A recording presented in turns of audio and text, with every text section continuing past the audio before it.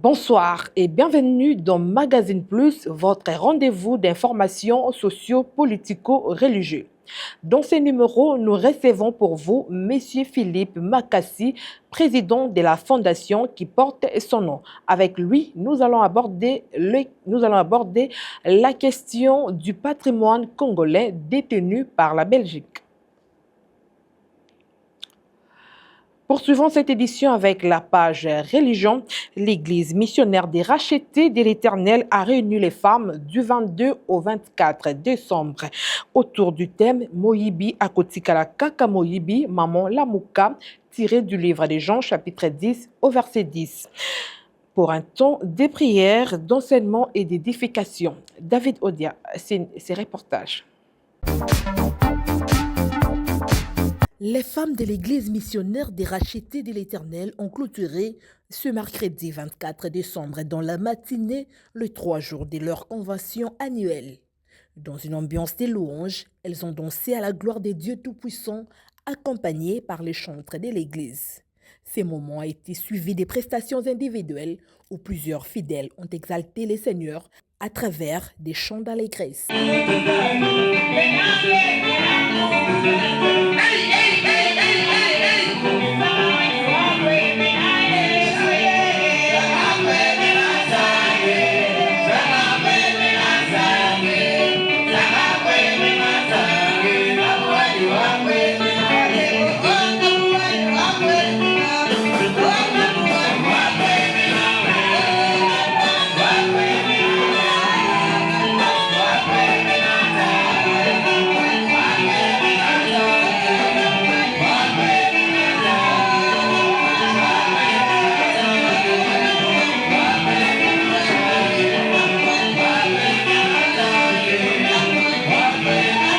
La modératrice a ensuite introduit l'oratrice du jour, la servante des dieux Nathalie, qui a prêché sur le thème Moyibi Akotikala Kaka Moyibi Maman Lamuka, tiré de Jean chapitre 10 au verset 10 et Exode chapitre 2 au verset 2 à 10. Ce message vise à éveiller la conscience des femmes en les exhortant à ne pas laisser de place aux voleurs, symbole de destruction dans leur foyer et dans l'éducation de leurs enfants. Amen. Amen. Sima, mukolo kopesa mwana bafuta kai bomu peba balobaki te muntu atungisa mama oyo tabatelaki mwana na ndako na ye likolo ya soda ata moko ekoma te bango basali su bauku te bavanda lese ndeko na nsima bana na yo okovanda lese nde heritage nzambe apesa biso satana yaka kokoma yango kovandela yango po ebite soki bana na bakei liboso ya kozala bien akosepela bandoki libota babite to etufe to na bana na ye bana no baseki so bake na classe babaka première deuxième. Amen. Amen. Soki bake esika nyonso la mama félicitation ya mwana nayo vraiment ata koyemba yembaki kitoko ya ndenge mwana akomisa bamisene bayeba kitoko mpona aza na eloko ya nzambe na kati na ye esika nyonso azokoma aza na eloko na nzambe kasi satana yaka mpona kolongola yango atya eloko mosusu telema na mabondeli telema ndenge otelemama moïse alalaki pongi te akelaki kosenzela azobatela mwana na ye ti akokaki 3 mois yo batelesali mpona boye nzambe azoloba mbula moko eza mbila eza mbula moko yoso bateli bana esali mikolo boni oyo mobali akufi atiki nga na bana oyo nga nazosufri nazaki bokoboko soki ekozala te nzambe ayebaki kotikala na bango mpo ye azali aza tata ya bana eti te aza mobali ya basi oyo bakufela mibali ndeko akozwa so ya bana wana okomona mwana asilisi ata azwi diplome te kasi azwi kosala malunga akomi kosala université wapi ye na kati ya kosala wana mpona ni nzambe azalaki na ye longo okomona moto atangi asilisi azwi badiplome nyonso kasi azwaka kosala te ndeko jamais mwasi akokondima te mwana na ye akende kobeba mwana na ye akende kokufa satana akende konyonga mwana na ye te mwasi fo atelema mpo mwana na ye abika. À la fin de sa prédication, la servante Nathalie a dirigé un moment intense de prières et de déclarations prophétiques. Les mamans ont ensuite partagé leur expérience et l'impact spirituel de ces 3 jours de retraite. eloko ya mutuya oyo tokokoyebisa bana nzambe eza ke bana na nzambe balongwa na makambo ya pamba na bafikilité ya pamba bapusanaka liboso ya Nzambe mpona koyoka conseil kowuta na liloba na Nzambe. Le grand thème ezali moyibi akotikala kaka moyibi, mama lamuka. Donc c'est ça le grand thème. Retiré yango na mukanda ya Jean 10:10. Là où le Seigneur nous montre comment il est le bon berger. Oui, maintenant l'intervention na biso on a eu à montrer aux mamans comment bakomi ko telema, comment bakomi ko lamuka na losambo. Donc on a défini le voleur pas comme le dictionnaire le définit, le voleur lokola le diable, le Satan. Comme la Bible aussi nous dit que le voleur c'est l'ennemi, notre ennemi. L'ennemi à Bananzam, c'est le diable quoi. Cette convention s'est tenue au sein de l'église Émir, située au numéro 62 de l'avenue Ngassou, quartier 17 mai, dans la commune de Kimbanteke, non loin de l'arrêt quartier 3. Et enfin, pour terminer, l'église La Compassion Mongafula Habitat a organisé une grande soirée des gloires intitulée Réveille-toi. Un moment fort en adoration, prédication et visitation divine, avec comme orateur principal le pasteur Marcelo Tounassi. David Odia, c'est ses reportages. C'est dans une ambiance de louange et d'adoration qui s'est tenue la soirée des gloires Réveille-toi à la Compassion Mongafula Habitat, située sur l'avenue Kikwiti 2, numéro 7. Une rencontre marquée par la présence de nombreux fidèles et serviteurs de Dieu venus des quatre coins de la capitale. Les chanteurs ont agrémenté la soirée avec des cantiques puissants, créant une atmosphère de célébration qui a touché les trônes de Dieu.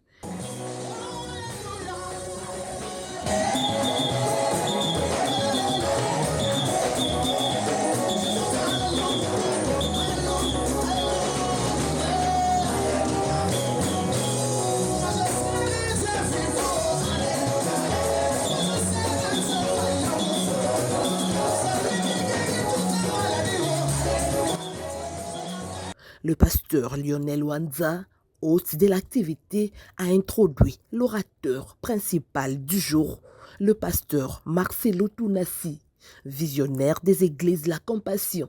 Du haut de la chair, le pasteur Marcelo a conduit l'assemblée dans des chants d'adoration avant de délivrer un message centré sur la responsabilité individuelle devant Dieu, insistant sur le fait que chacun a une pourpre à garder, illustrant ses propos par des exemples bibliques. Ils sont allés au Jourdain. Et la Bible dit, nous prendrons là chacun une poutre. Nous prendrons là chacun une poutre. Chacun une poutre. Chacun une poutre. La responsabilité. Chacun de nous ici a sa poutre. Chacun de nous ici a sa vie chrétienne. Chacun de nous ici a son appel. Chacun de nous ici a son ministère. Chacun de nous ici a sa communion avec Dieu. Chacun sa poutre. Quel est l'état de ta poutre? Quel est cet homme que tu es lorsque nous ne sommes pas là? Qui est cette personne que tu es lorsqu'il n'y a personne? C'est ça ta poutre. Il est vrai que la vie chrétienne se vit en communion, mais chacun sa poutre. Chacun sa poutre. Lorsque tu es seul, tu adores. Lorsque tu es seul, tu crains Dieu. Lorsque tu es seul, tu évangélises. Lorsque tu es seul, est-ce que tu es un passionné de Dieu? Lorsque tu es seul, ta poutre, la responsabilité. Au jour de l'enlèvement, chacun de nous présentera sa poutre. Chacun de nous présentera sa poutre. Quel est l'état de ta vie intime et personnelle? Quel est l'homme que tu es lorsque personne n'est là? Qui es-tu réellement devant Dieu? Quel témoignage tu as au ciel? Quel témoignage tu as dans le monde de ténèbres? Quel témoignage tu as au-dedans de toi? Ta poutre. Frères et sœurs, on parle des fils de prophètes, mais on parle chacun sa poutre. C'est-à-dire que même si nous sommes une église, une communauté, chacun est un homme devant Dieu. Nous n'irons pas au ciel en groupe. Dieu prendra des individus. C'est-à-dire, la Bible dit, l'un sera pris, l'autre laissé. C'est personnel. Même si tu es fils de pasteur, ça ne veut pas dire que tu es sauvé. Même si tu côtoies des saints, ce n'est pas que tu es saint. Même si tu es dans une communauté qui prêche la sainteté, ce n'est pas que tu vis dans la sainteté. Quelle est ta poutre? Quelle est ta poutre? Nous prendrons chacun une poutre et nous y ferons un lieu d'habitation. Élisée répondit à aller. C'était des fils de prophètes. Et donc certains prophétisaient. Mais ils avaient la reconnaissance qu'au-dessus d'eux, Dieu avait établi un prophète majeur. Le respect de l'autorité. Le culte s'est clôturé par un moment fort de prière et d'intercession sous une forte présence du Saint-Esprit, touchant profondément plusieurs fidèles. Père, dans tout service, tu commences par un homme, une femme, un groupe d'hommes. Je te prie de toucher ces hommes que tu as choisi de toucher en premier, là où ils sont, qu'ils soient devant, qu'ils soient dehors, qu'ils soient au milieu.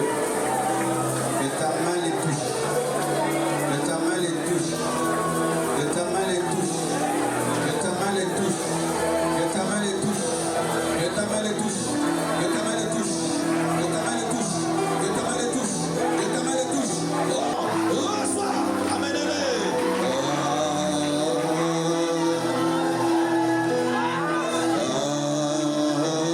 Que tu sois un homme, que tu sois une femme, Dieu ne touche pas que les femmes. Dieu ne touche pas que les femmes. Là où tu es, le bois qui fait surnager le fer. La puissance de la prêtresse mystérieuse. Le feu de Dieu est ici. Oui, c'est ça, c'est elle. L'autre, il y a encore l'autre. Alléluia, mettez-les par terre.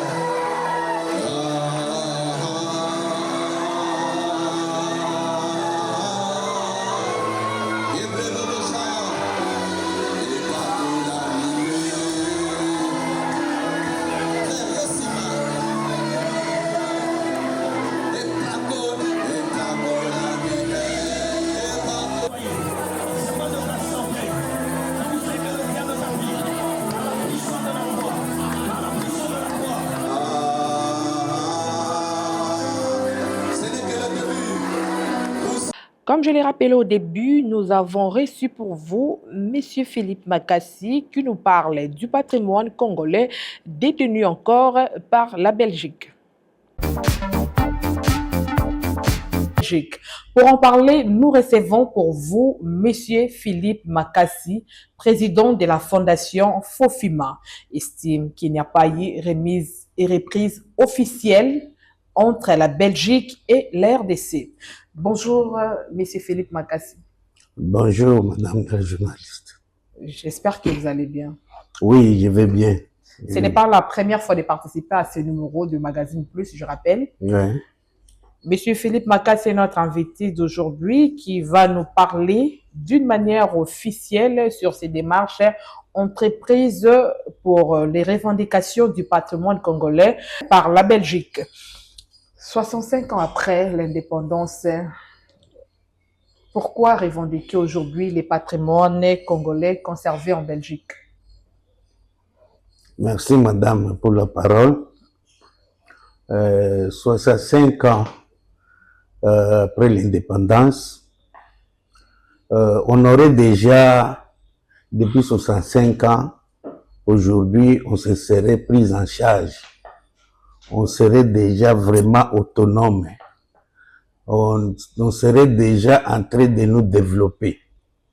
Mais, hélas, Madame, vous conviendrez avec moi, faites l'observance, vous verrez que depuis 65 ans, notre pays n'avance pas. Et cela est dû à quoi? Après les analyses et les démarches faites, cela est dû parce que l'indépendance que les Belges nous ont accordée, oui, verbalement, ils ont prononcé des discours. Si vous allez au fond, le processus n'a pas atteint son apogée. Parce qu'il a fallu ce que la Belgique avait fait dans les pays, parce que c'est la Belgique qui a tracé les pays. C'est la Belgique qui a construit les pays. C'est la Belgique qui a administré les pays pendant tout ce temps qu'il est resté ici. Avant que la Belgique ne puisse décider de partir à cause de l'indépendance, il allait nous léguer notre pays. Ce pays-là n'est pas les étendues, ce sont les documents d'administration que la Belgique a travaillé avec avant pour que ça puisse nous éclairer, nous Congolais, de ce qu'ils ont fait, de ce qu'on devrait protéger et de ce qu'on devrait réaliser après eux. Comme il n'y a pas eu remise et reprise, nous avons perdu beaucoup de notre pays. Hein, on a perdu beaucoup de choses qu'on ne comprend pas parce qu'on n'a pas été éclairé. Nous sommes comme si, on dirait, nous sommes tombés du ciel sur un grand pays comme le Congo sans soubassement, madame. Hein, c'est pourquoi aujourd'hui, ça fait quand même mal au cœur quand on voit que notre pays, compte tenu de sa potentialité, compte tenu de sa démographie, compte tenu de sa richesse, de tout ce que nous sommes, même l'intellectuel, nous sommes vraiment, nous avons une grande potentialité, mais le pays n'avance pas. Pourquoi? Hein? Alors, il y a quelque chose qu'on devrait nous donner, qui devrait nous aider comme un canevas pour poursuivre l'acte que les Belges ont commencé dans notre pays. Ils ont exploré, ils ont fait de la prospection, ils ont administré, ils ont tout ce que vous voulez. Alors, la Belgique ne devrait pas partir comme ça sans nous avoir remis l'essentiel de ce qu'ils ont fait chez nous. Quel est l'état actuel des démarches officielles entreprises par votre fondation?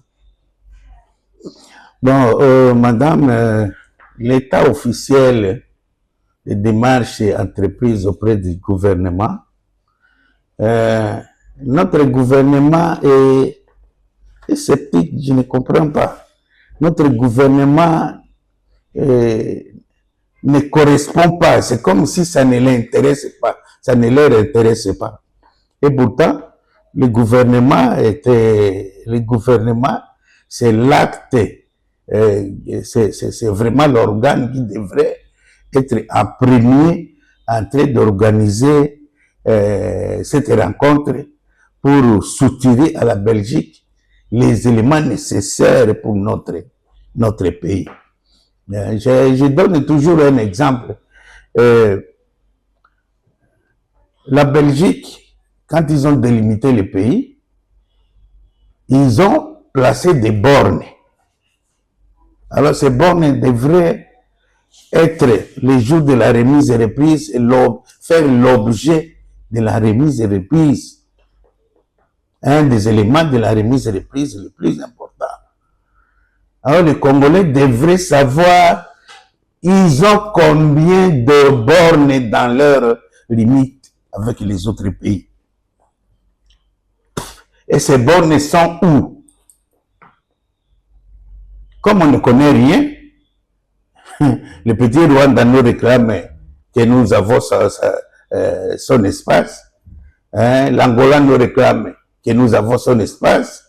Et l'Ouganda nous réclame que nous avons son espace. Parce que nous-mêmes, on ne connaît pas nos limites telles que ça a été tracé par les Belges. Donc, vous revendiquez les objets, les documents officiels que la Belgique n'a pas remis à la RDC lors de l'indépendance. Exactement, madame, c'est ça.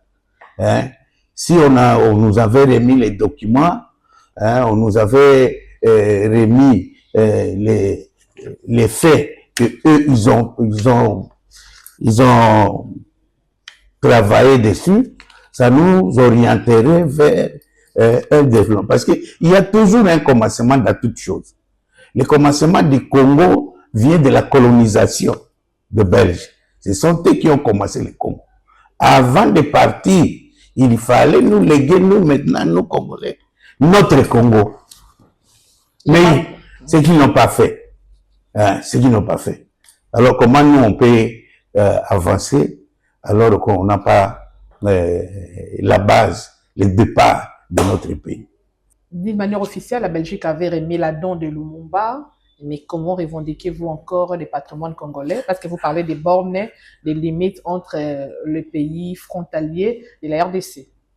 Bon, madame, la remise de la dent du premier ministre Lumumba signifie pour moi personnellement, signifie que la Belgique a d'autres patrimoines en dehors de la dent que lui mettait jusqu'à présent. Ouais, il a ajouté, hormis la dent, il a ajouté les objets d'art.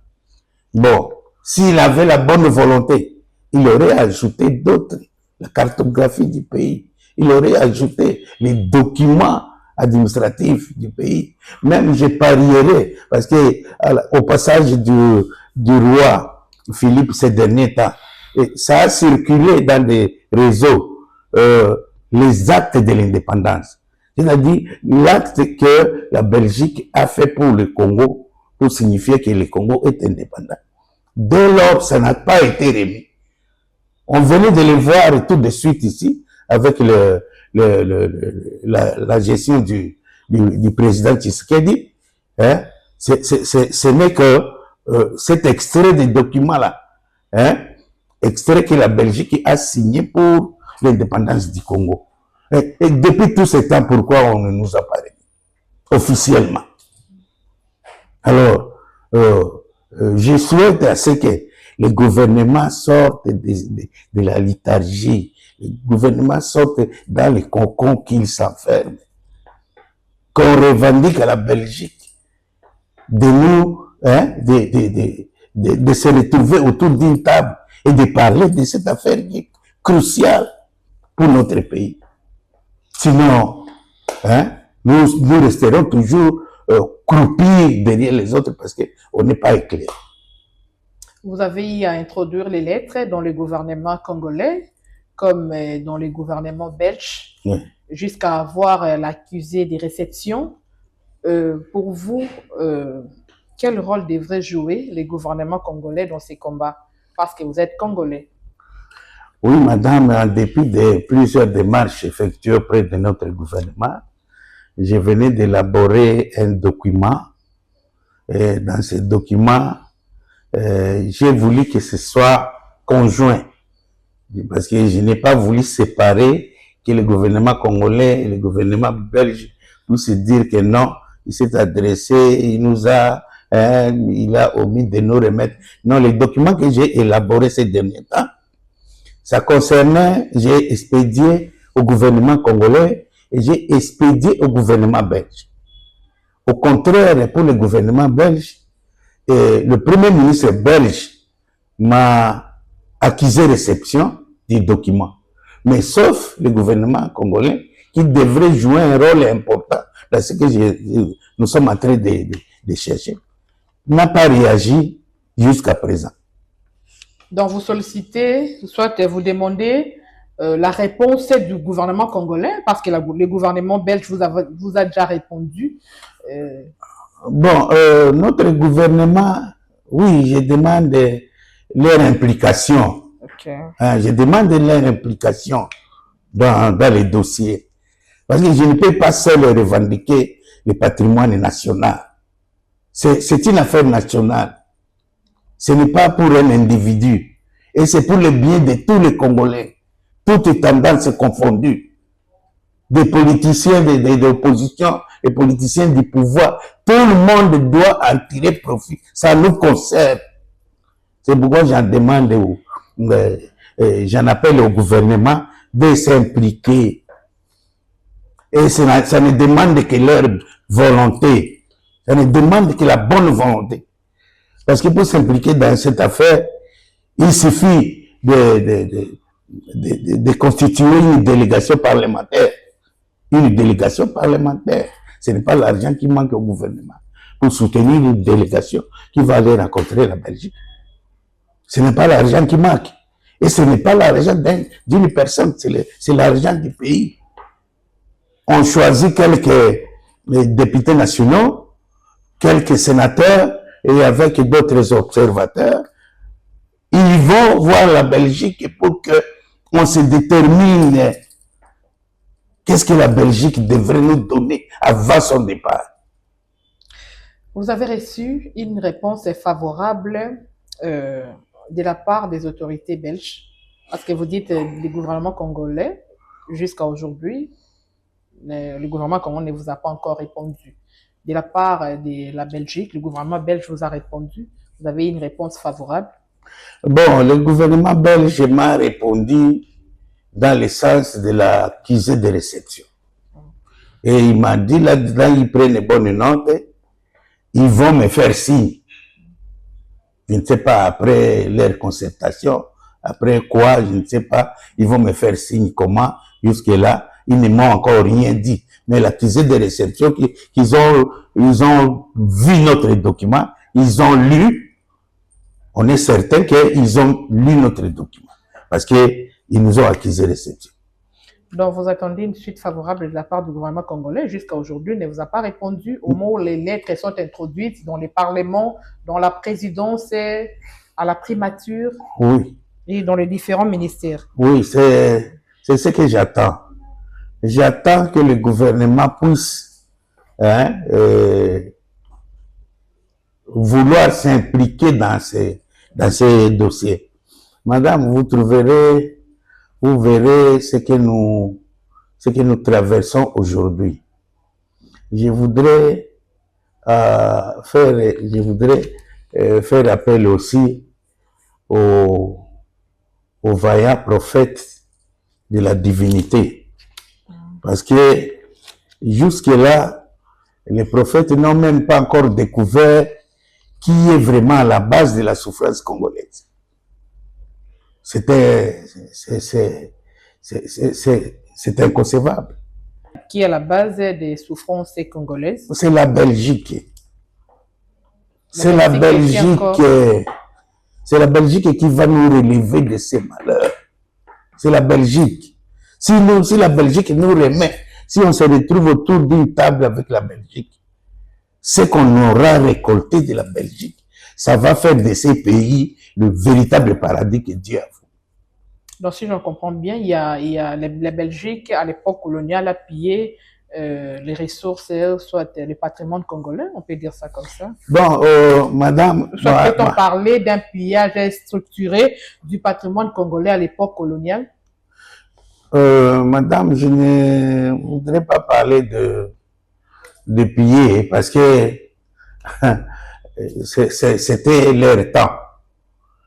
Et même si ce n'était pas seulement les Belges, tout le monde qui se retrouverait à cette époque-là devrait bénéficier des avoirs du Congo, les ivoires, l'exploitation aurifère, l'exploitation des diamants, par l'Amiba, les kilomètres en oriental, les Jekamine à Lubumbashi.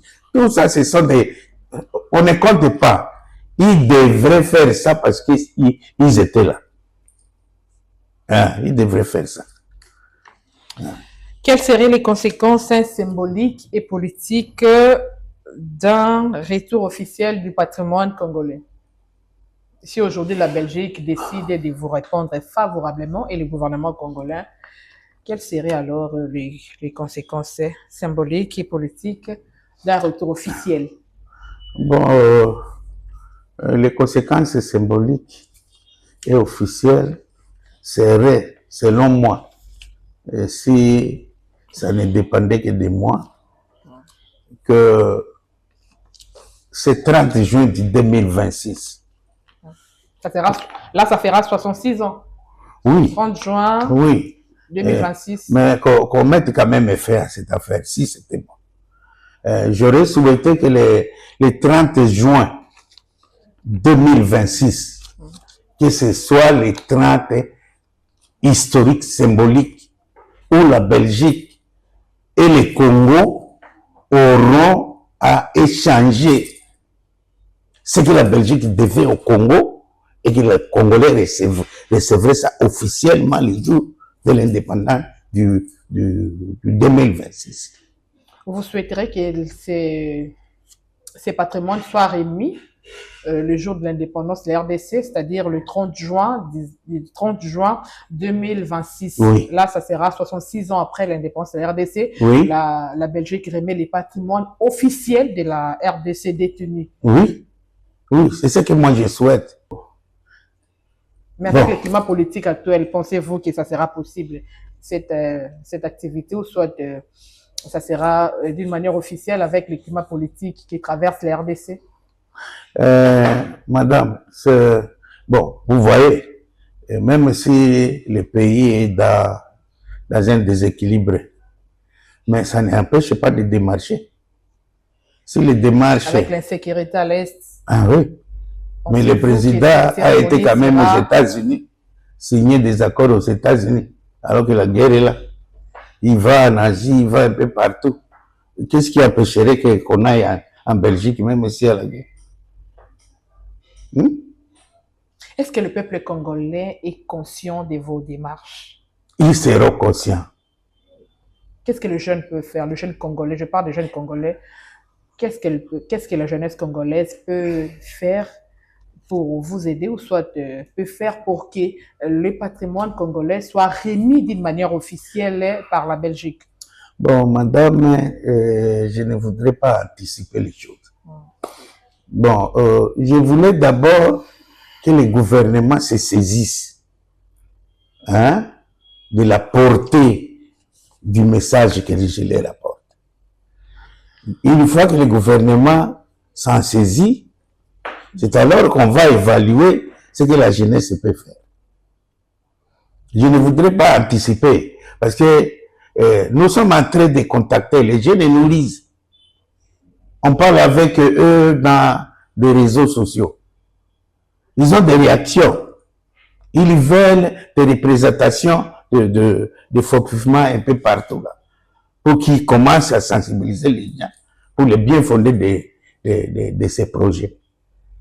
Alors, on ne peut pas en parler de ça maintenant, puisque l'essentiel, même si toute la population acceptait les projets, ça ne peut pas passer sans le gouvernement.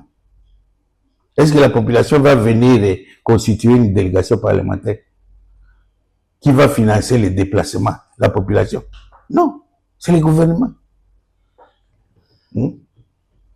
C'est pourquoi j'en appelle au gouvernement, surtout j'implore à ce qu'on me mette un peu en contact avec le président de la République, en contact avec lui. Vous avez introduit une lettre, soit vous avez déposé déjà une lettre à la présidence de la RDC? Plusieurs, ça fait 2 fois. Troisième, c'est la lettre que j'ai déposée à la primature, quand madame la première ministre allait commencer son travail. Cheminement. Cheminement, oui. J'ai introduit une lettre pour l'aider à essayer de gérer le pays. Je lui ai parlé qu'il puisse inciter les confessions religieuses à reconnaître spirituellement Simon Kimbangu qui a souffert pour l'indépendance. Alors, si elle avait pris ça en compte, aujourd'hui, les confessions religieuses prieraient pour demander, inciteraient la population à demander pardon à Simon Kimbangu qui a souffert pour l'indépendance, qui est mort pour l'indépendance, et qu'après sa mort, on jouit de l'indépendance sans tenir compte de lui. C'est un scandale, c'est une personne spirituelle. Vous souhaitez la sollicitation du président du gouvernement congolais et aussi des confessions religieuses. En l'occurrence, vous parlez des Simon Kimbangu qui a lutté pour l'indépendance de la RDC. Vous voudriez que la Belgique, ou soit le gouvernement congolais, demande pardon à Simon Kimbangu Parce que... Pas tellement demander pardon et les récupérer. Lui donner sa place qu'il faut pour Simon Kimbangu a été honoré. Il y a déjà honoré comment? De la capitale Honoré qui porte son nom. Honorer la date. Honorer la date. Est-ce qu'il a besoin de la date? Hein? Et vous voudriez parler de quelle reconnaissance que le gouvernement congolais doit à Simon Kimbangu?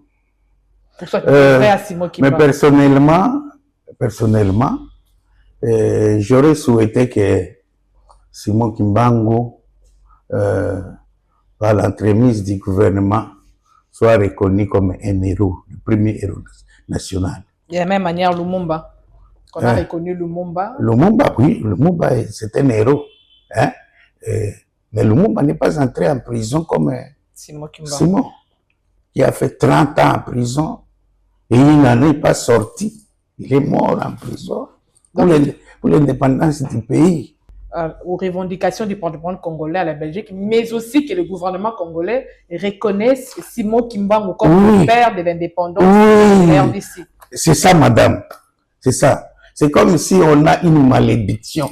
Monsieur Philippe Makassi, président de la fondation qui porte son nom, est notre invité d'aujourd'hui dans cette édition historique spéciale dans Magazine Plus. Un mot de la fin, parce que nous chutons déjà dans notre émission. Un mot de la fin pour l'État congolais, parce que vous sollicitez son implication. Oui, merci madame pour les mots de la fin. Les mots de la fin, je souhaite que le gouvernement congolais puisse me recevoir dans n'importe quel ministère où il voudra, par n'importe quel billet du gouvernement, que je puisse leur parler de ce que je dis à tout le monde. Alors, quand ils m'auront reçu, ce serait maintenant à eux de décider sur le sort du pays. Vous voyez, madame, il fut un moment là où les enfants d'Israël, ils étaient menacés par un guerrier qui s'appelait Goliath. Vous vous souvenez de l'histoire? Alors, Goliath a semé la terreur dans tous les pays. Comme nous aujourd'hui. La terreur dans tous les pays. Et aucun général ne pouvait affronter un ami. Goliath. Et ça faisait la fièvre, le stress dans tous les pays. Mais Dieu a suscité un petit garçon pour aller libérer l'Israël. Et dans le cas de la RDC, Dieu vous a suscité pour libérer le peuple congolais. S'il m'écoute, on sera libéré au nom de Dieu. Merci de nous avoir suivis et merci à notre invité, M. Philippe Makassi, pour ses éclairages et pour ses analyses. Ainsi s'achève cette édition. Merci de nous avoir suivis.